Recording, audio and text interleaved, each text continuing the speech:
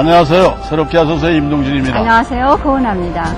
오늘도 CB에서 새롭게 하소서 30주년을 맞이해서 저희들은 성지 이스라엘에 와 있습니다.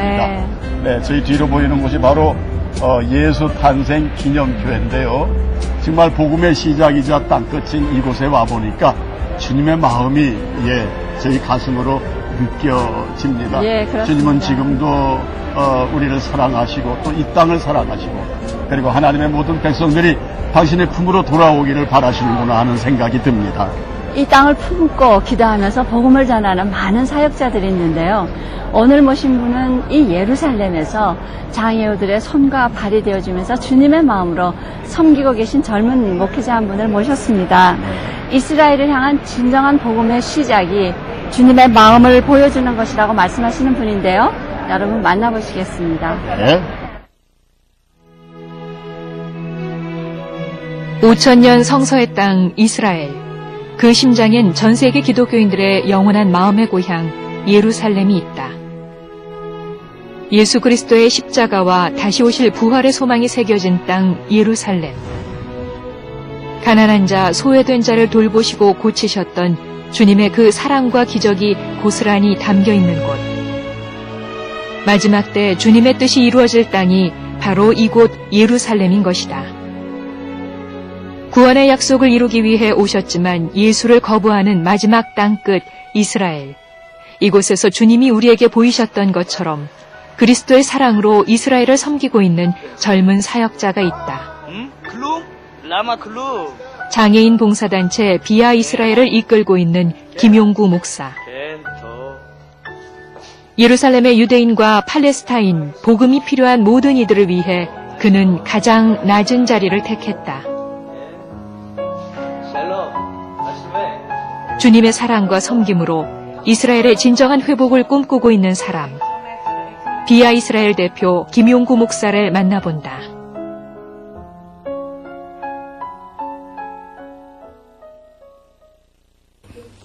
네, 예루살렘에서 장애인들을 사랑으로 섬기고 계신 분입니다.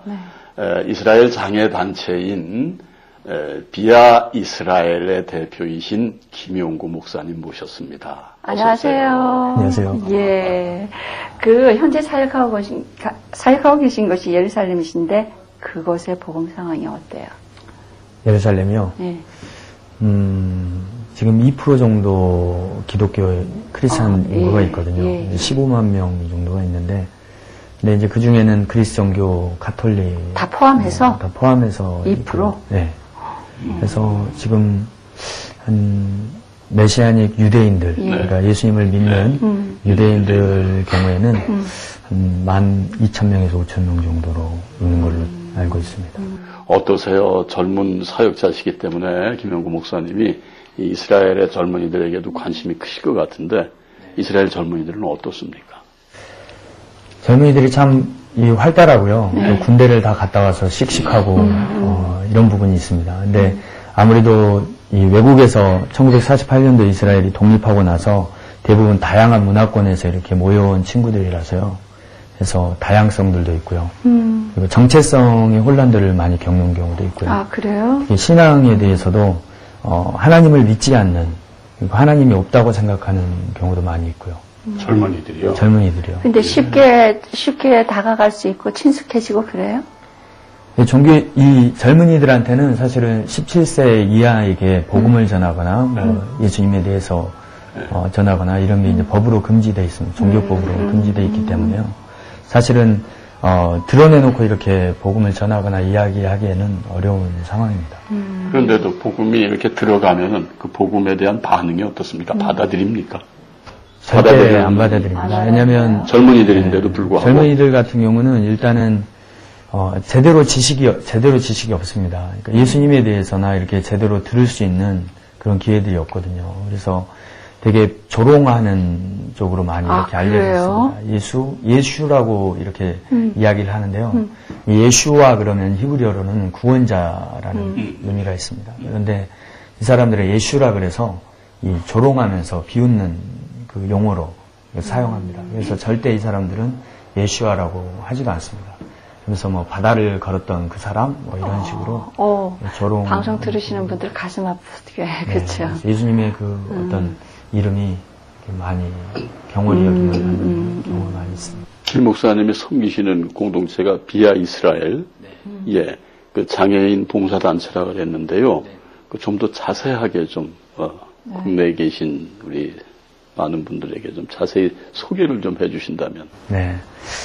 비아 이스라엘 이 사역은 일단은 이스라엘 현지에 있는 이 정부에 소속된 복지 시설들에서요. 네. 가서 이제 이 장애인들을 뭐 씻겨주기도 하고 식사도 같이 도와주고 뭐 이렇게 함께 같이 산책을 나가기도 하고 이러면서 장애인들을 이 손과 발이 되어서 이 섬기는 사역을 주 사역으로 하고 있습니다. 그러니까 자원봉사를 하시는 곳이네요. 네, 자원봉사를 하고 있습니다.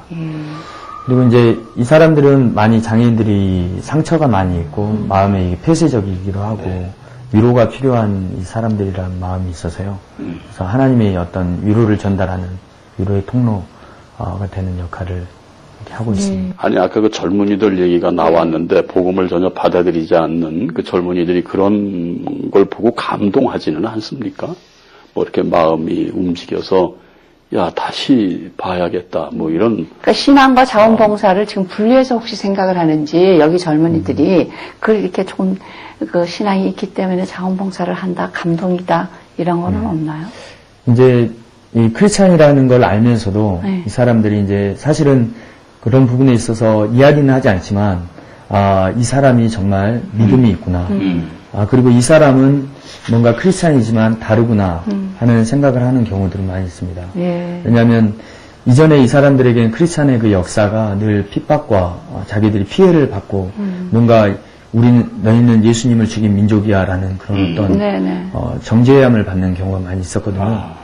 근데 이제는 이 크리스찬이지만 그런 어떤 뭐 개종을 시키거나 그런 위협적인 게 아니라 우리가 예수님이 보여주셨던 것처럼 그런 사랑을 실천하고 예수님도 그것을 사랑을 보여주기 위해서 오신 분이다라는 부분으로 이렇게 이야기를 할 때는 그런 부분에 있어서는 많이 공감도 하고 그런 부분에 있어서 고마워하는 부분들도 있고. 예루살렘에 있는 한 장애인 시설. 이곳은 김용구 목사가 이스라엘에 와 처음 장애인 사역을 시작한 곳이다. 그가 이곳에서 하고자 한 것은 바로 그리스도의 사랑을 실천하는 일. 그가 이스라엘을 다시 찾은 이유이기도 하다. 그는 이곳에서 봉사를 시작하며 제일 먼저 주님의 마음을 배웠다. I love Yeshua. I like Yeshua. I like Yeshua. 아멘. 아멘. 네메 더다라에 예슈아 조케로트카. 우리 이제 계속 저희 비아 이스라엘 사역이 그런 목적이 있는데 한번 한국인 봉사자들이 거쳐갔던 곳에 계속 한국인 봉사자들이 오면서 계속해서 그 바톤을 이어가서 예수님의 사랑을 전해주면서 결국은 이 사람들이 예수님을 사랑한다고 고백할 수 있게끔 하는 게 저희의 그 사역의 목적입니다. 근데 최근에 우리 성렬이가 예수님에 대해서 이 미카엘 친구하고 나눴어요. 그래서 지금 얘기를 하라 그랬더니 부끄럽다는 거예요. 그렇게 얘기하는 게. 근데 지금 얘기를 했어요. 예수님을 사랑한다고. 그래서 지금 제가 아멘이라고 했고요. 너무 감사하다고 고맙다고 하나님께 그렇게 얘기를 했습니다. 대부분 중증 장애인들이 생활하고 있는 이곳에 한국인 청년들이 봉사자로 섬기고 있다. 비아 이스라엘 사역에 동참하고 있는 젊은이들은 현재 20여 명. 주로 한국에서 온 신학생들을 비롯해 신앙을 가진 청년들과 믿지 않는 이들까지 이곳에서 진정한 섬김의 의미를 배워가고 있다. 일단은 이게 거동이 좀 힘드시고요. 저희가 이제 이쪽 팔은 거의 움직이지 못하시고요. 이제 거의 저희가 이제 그런 기본적인 것부터 씻는 것부터 아니고 그리고 화장실 이렇게 가는 것까지도 저희가 다 봐드려야 하는 그런 상황이세요. 그래서 네. 근데 이렇게 드시거나 하는 거는 혼자서 하실 수 있으시고요. 네, 혼자서 이렇게 휠체어 타고 다니시면서 가고 싶은 데도 가시고요. 가끔 일도 나가세요. 그래서 저희가 아침에 일 나가는 시간에는 좀 바쁘게 준비를 시켜드리고 그럽니다. 참 쉽지 않지만 네, 하나님의 마음을 품고 해야 하기 때문에 그냥 감사한 것 같아요. 제가 이렇게 성한 몸으로 와서 누군가를 도와줄 수 있다는 거, 그것만으로 되게 감사하다는 걸 느꼈고요. 그냥 하나님의 마음을 조금 더 알게 되는 그런 시간인 것 같아요. 이곳에서 사역하는 동안 김용구 목사는 이들의 아픔을 알게 되었고 이들의 친구가 되는 법을 알았다. 모스크바. 또한 그것이 바로 복음의 시작임을 깨닫게 된 것이다. 평생을 늘 갇혀있고 그리고 마음이 상한, 마음이 깨져있는 상태로 위로가 필요한 이들이거든요. 그래서 이 사람들에게야말로 정말 예수님이 필요하고 그 사랑이 필요하고 하늘나라의 소망이 필요한 이들이라고 생각을 합니다. 그리고 이스라엘에 보면 미가서에 보면은 저는 자와 환난받은 자를 모아서 내가 그들로 하여금 남은 백성이 되게 하겠다라고 말씀하시는 부분이 있는데요. 그 말씀을 읽으면서 정말 주님이 필요하고 고통받고 환난받는 이들이 하나님의 남은 백성이 될 수 있겠다라는 마음을 갖게 됐습니다. 주님이 계셨던 이 땅. 그러나 복음을 거부하는 이곳에서 그는 새로운 돌파구를 찾고자 했다. 두터운 벽을 허무는 것은 창과 검이 아닌 사랑. 그는 그리스도의 사랑으로 이스라엘을 섬기고자 했다. 그래서 찾았던 것이 바로 가장 낮은 곳에 있는 장애인들이었다. 장애인 봉사단체인 비아 이스라엘을 시작한 지 이제 겨우 1년 남짓. 그러나 어느새 그를 기다리고 있는 사람들이 하나둘 늘어나고 있다. 네, 여기는 어떤 분들이 계시나요? 여기는 이렇게 이제 이 20대 초반에 이렇게 젊은 친구들이 이렇게 생활을 하고 있습니다. 5명 정도가 생활을 하고 있고요. 아침에는 이제 학교에 갔다가 이제 오후에는 이렇게 와서 이제 이곳에서 집처럼 생활을 하는 것입니다. 부모님들이 이제 돌보기에는 또 어려움들이 많고 계속 붙어 있어야 되기 때문에 이렇게 일란이라는 곳에서 함께 모여서 생활을 하는 것입니다.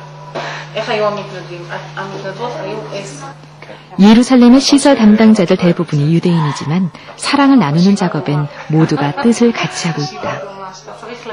보다 많은 사람들을 모으기 위해 현재 NGO까지 추진 중에 있다. 그의 열정이 이곳에서 통하기 시작한 것이다. 또한 이 행동하는 사랑은 젊은이들 스스로에게도 새로운 도전이 되고 있다. 처음에 여기 오게 된 목적은 한국에서 너무 이제 받고만 살았던 것 같아서 이제 예수 그리스도의 사랑을 안 자로서 사랑을 실천하고 싶다라는 생각으로 오게 됐거든요. 근데 뭐 봉사하면서 매번 좋지만은 않았던 것 같아요. 그래서 내가 열을 주면은 쟤네도 나한테 열을 줘야 된다라는 그런 기대감들이 너무 많았었는데 섬김은 그런 게 아니고 내가 열을 줘도 돌아오는 것을 기대하지 않는 거라는 걸 많이 배우게 된 것 같아요. 사랑해. 얘기한테 사랑해.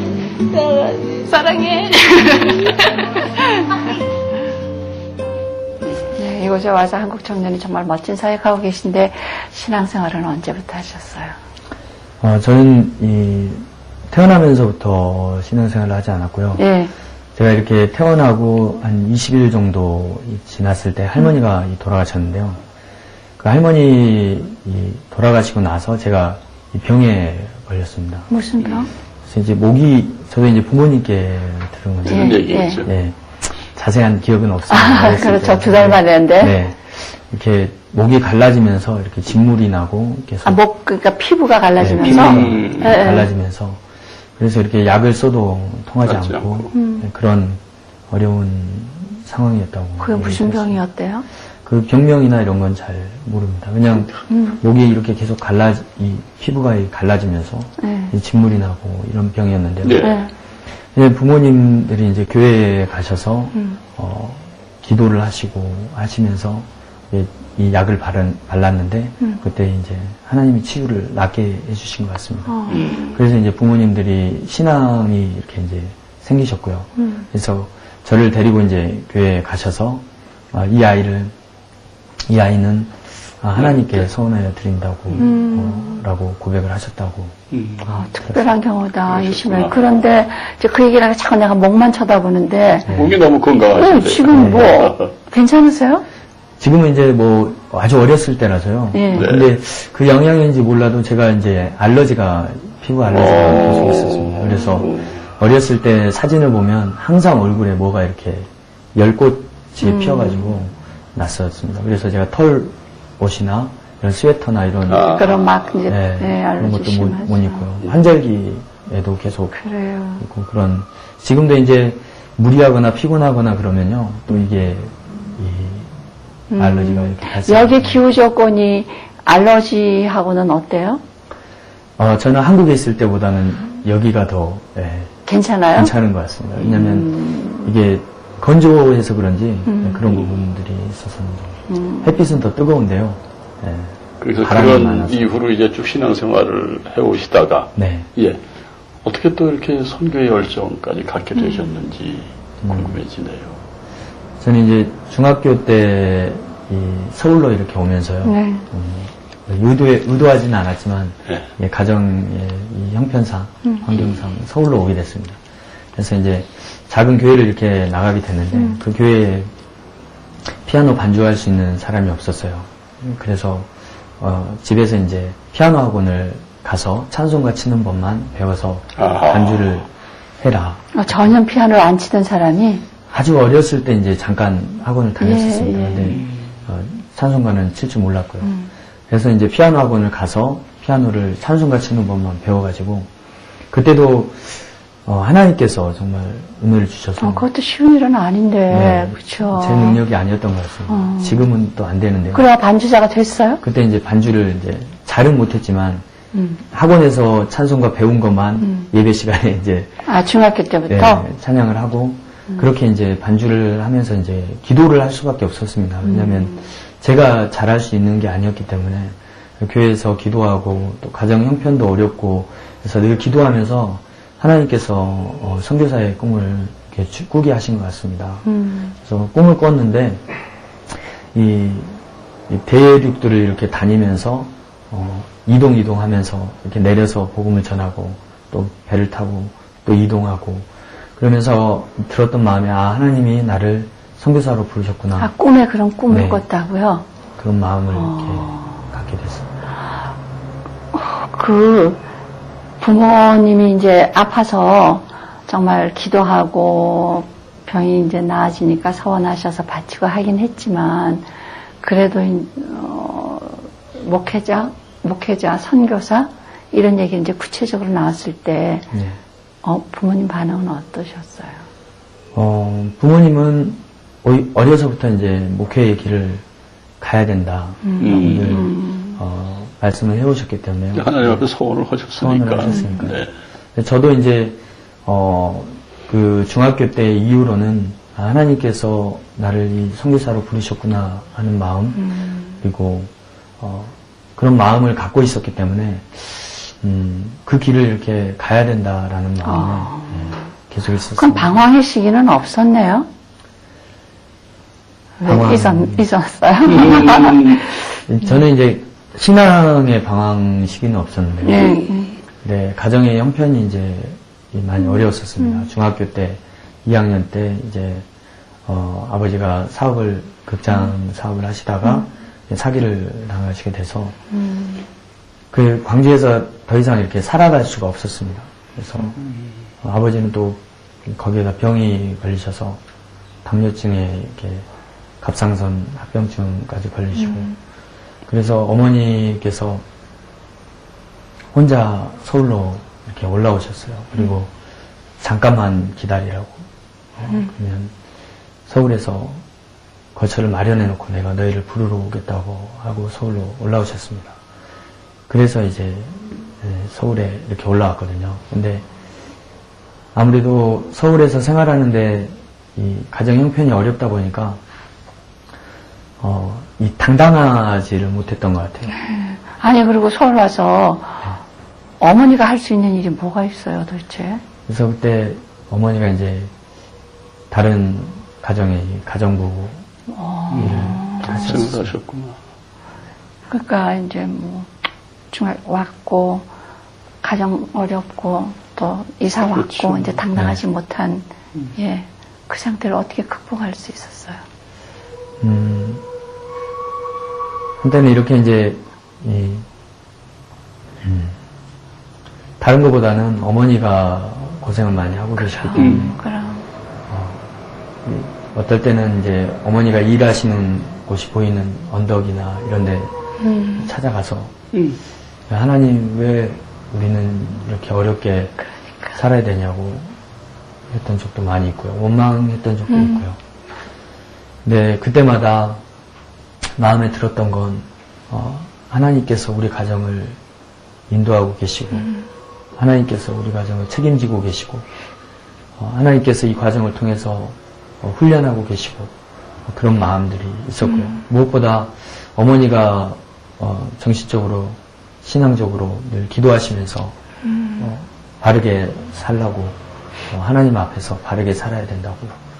이런 시간은 잠깐이라고 늘 말씀을 해주셨어요.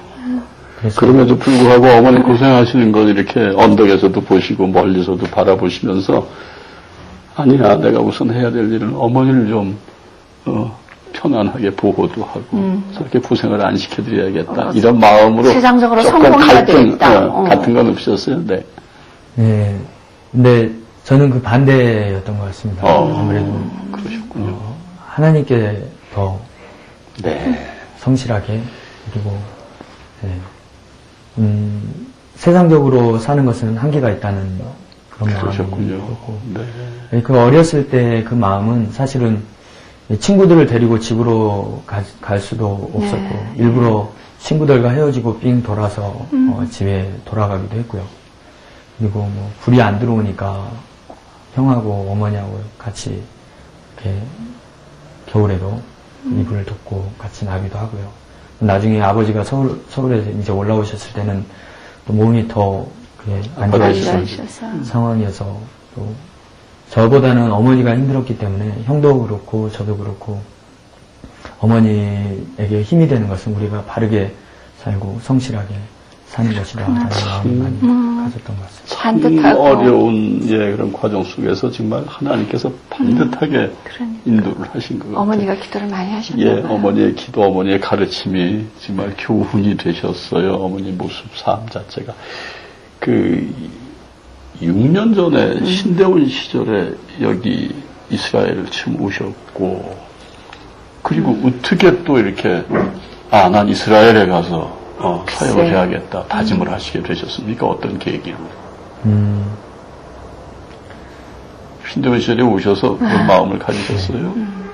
6년 전에 제가 청년부 찬양 인도를 하는 과정 중에요. 수련회였었는데 그때 이렇게 비전과 꿈을 위해서 기도하는 중에 하나님께서 이스라엘에 가라는 마음을 갑자기 주셨습니다. 그래서 이스라엘이라는 곳을 저는 그전까지는 잘 몰랐습니다. 네. 그래서 하나님께서 선교사로 부르셨고 그 처음 시작을 이스라엘에서 하시게 하는가 보다라는 마음으로 이스라엘에 가야겠다는 마음을 가지고 담임 목사님과 의논을 하고 그래서 그에 휴학을 하고 이스라엘에 이렇게 나오게 됐습니다. 그러니까 처음 봤을 때 그런 마음을 주셨는데 휴학하고 실제 처음 딱 왔을 때 어땠어요? 좋았습니다. 그래요? 왜냐면 이스라엘이라는 곳이 성경으로만 볼 때는 그냥 그냥 글자 속의 땅이라고 생각이 되었었는데 직접 눈에 예루살렘이라는 곳이 보이고 길거리에 나가도 모세가 있고 아브라함이 있고 이삭이 있고 또 감람산도 바로 걸어가면 감람산이 보이고 그래서 그런 예수님의 어떤 흔적들을 이렇게 느낄 수 있는 거, 향기를 느낄 수 있는 그런 부분들이 처음엔 너무 감격스럽고 좋았었습니다. 그보다도 그런 감격도 물론 작용이 컸겠습니다만은 딱 오셔서 내가 이스라엘에 소위 내 땀과 수고를 좀 묻겠다, 뿌려야겠다 라는 어떤 특별한 이유가 있으셨을 거 아니겠어요? 네. 좀 더 구체적으로. 그 이스라엘에 오겠다는 마음을 먹고 나서 이렇게 한 분을 통해서 연결이 됐는데 GNC라고 이렇게 해서 이스라엘 현지에 노방전도를 하는 그런 단체를 알게 됐습니다.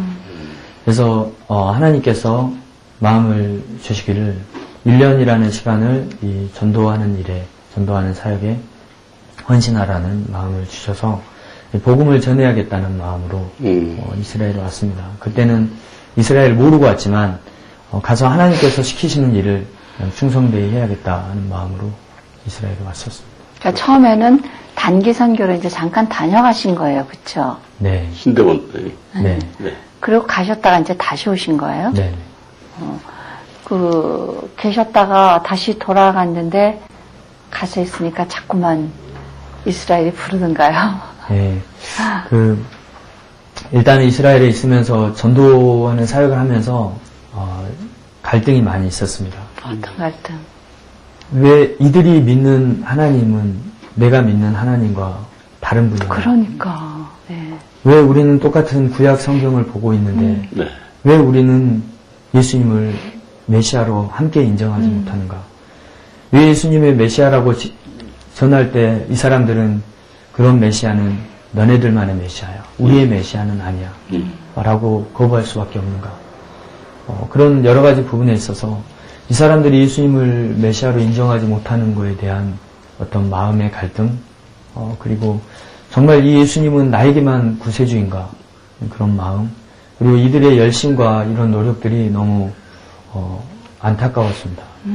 그들의 기도하는 모습, 또 그들이 하나님께 가까이 나아가려고 하는데 잘못된 그 지식으로 인해서 하나님께 더 가까이 갈 수 없는 그런 모습들이 많이 안타까웠습니다. 그래서 다시금 이스라엘에 꼭 와야겠다는 마음, 더 준비돼서 더 열심히 해서 나아야겠다는 마음을 품었었습니다.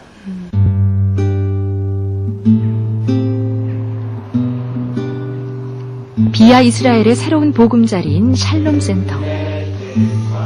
이번에 어렵사리 새 둥지를 구했다. 환영받지 못하는 이 땅에서 이 자리를 얻게 된 것만도 그야말로 은혜였다. 사연은 저마다 다르지만 이스라엘을 위해 기도하며 이 땅을 섬기러 온 청년들이 오늘도 이 자리에 함께했다. 새롭게 샬롬 센터를 열게 됐습니다. 지난번에 하나님이 주신 곳에서는 40일 기도회를 하게 하셨고 우리 교회의 또 비아 이스라엘의 비전을, 구체적인 비전을 보게 하셨다면 이제 이곳에서는 하나님께서 그 비전을 환하게 열어가실 거라 하는 하나님의 마음을 주셨습니다. 내가 그들에게 복을 주겠다. 비아 이스라엘을 이끌고 있는 힘은 바로 예배. 말씀과 기도를 통한 영적 체험을 통해 이 사역을 이어가고 있다. 우리 청년들이 이곳에 와서 내 힘으로 이들을 섬기는 것이 아니라 하나님의 사랑과 하나님이 주시는 힘으로 이들을 섬긴다는 것을 계속 우리가 잊지 않고 깨우쳐야 되고요. 예배를 통해서 더 주님 앞에 겸손함으로 주님이 주시는 사랑으로 이들을 섬기는 것이 진정한 섬김이다 하는 것을 깨닫기 위해서 자주 이런 모임을 갖고 그리고 주님 앞에 지속적으로 기도하는 시간에 나아갔으면 좋겠습니다. 자폐증 환자들이 모여있는 시설은 베이트 가님. 이곳에도 김용구 목사와 함께하는 비아 이스라엘 청년들이 사역하고 있다. 하루 7시간씩 일주일에 닷새나 이곳에서 자원봉사를 하고 있다. 시간과 물질을 들여 사랑과 섬김으로 다가온 한국 청년들이 시간이 지날수록 이들에겐 더욱 잊을 수 없는 특별한 친구가 되어가고 있다.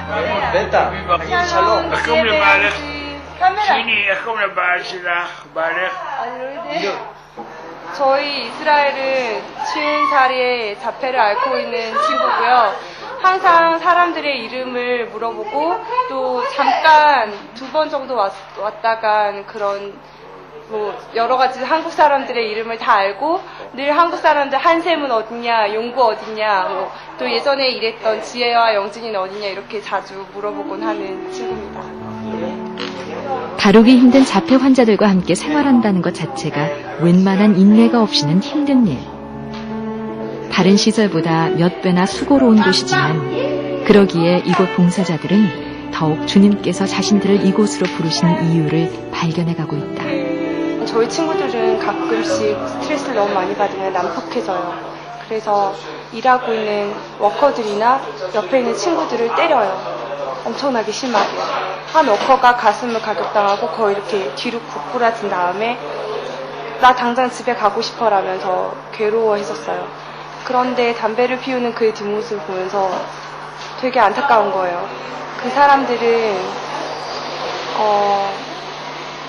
예수님을 몰라요. 그래서 힘들 때 그냥 그게 힘든 일상으로 끝나버리는데 저는 힘들 때 이 힘든 걸 당신께 봉헌합니다라고 얘기할 수 있거든요. 그래서 조금씩 이 이스라엘에서 생활하는 게 어떤 의미인지, 또는 이 이스라엘 사람들이 사실 되게 거칠고 되게 불안정하거든요. 이런 땅에 정말 사람들이 말하는 회복이 왜 필요한지 이런 거 배우면서 지내고 있어요. 아니 왜 베트남에요? 캔! 캔? 깡! 오, באמת? נכון. 아무도 알아주지 않고 돌보지 않는 자신들에게 사랑의 마음으로 친구가 되어주는 젊은이들. 그러기에 이 유대인들도 낯선 이방 청년들에게 마음의 문을 열어가고 있다. 오늘도 그리스도의 사랑으로 한 영혼을 섬기는 사람들, 이 사랑의 수고를 통해 이스라엘을 향한 주님의 마음을 전하고 있다. 그러니까 그 하고 간 사람들이 이제 마음에 뭔가가 변화가 있었기 때문에 그렇죠. 다른 사람들한테 그런 얘기를 전하고 하게 되는데 거쳐간 그 봉사자들 중에 어떤 변화들을 느꼈다고 이제 이렇게 고백들을 해요. 어떤 사람들을 만났습니까? 지금 이제 사실은 이 비하 이스라엘이 사역되게 된 이 배경이 예. 한 친구가 있습니다. 예. 네. 그 친구는 잘 모르는데 그 친구가 이 귀에 보청기를 끼고 생활하는 한국 친구인데 네. 봉사를 이렇게 하러 카르미엘인 지역에 갔습니다. 근데 이 매니저하고 의사소통이 잘 안 돼서 한국인을 찾았던 거예요.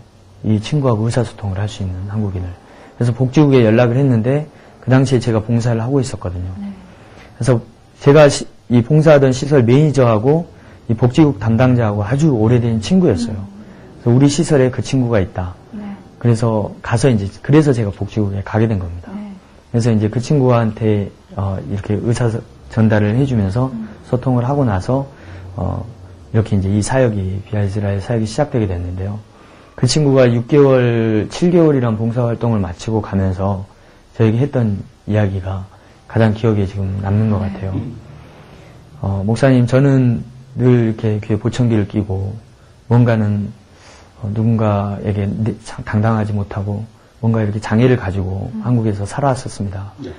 근데 이스라엘에 와서 자폐증 아이들을 돌보면서 내가 누군가를 도울 수 있구나. 누군가 나의 도움이 필요하구나.